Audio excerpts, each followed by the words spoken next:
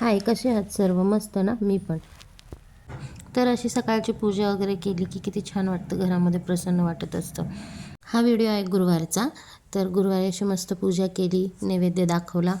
तर खूप जणांचं असं कंप्लेंट असते की आम्हाला खिचडी बनवता येत नाही, बनवता येत नाही.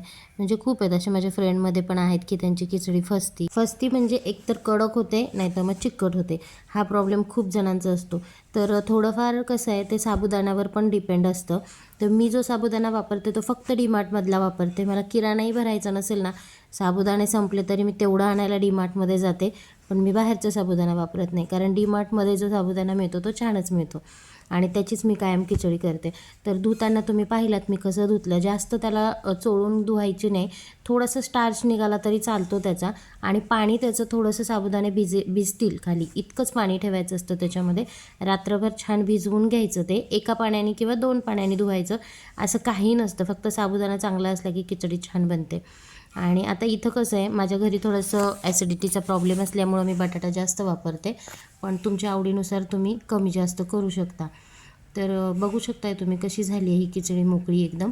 आणि अजून तर मी शेंगदाण्याचा कूट पण नाही टाकलेला आहे याच्यामध्ये. शेंगदाण्याचा कूट टाकला तर अजून छान मोकळी मोकळी खिचडी होते.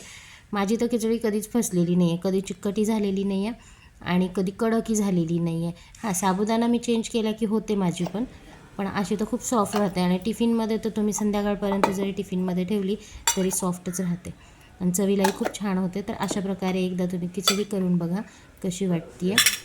व्हिडिओ आवडलाच तर लाईक, शेअर, सबस्क्राईब करायला विसरू नका. So thank you, bye.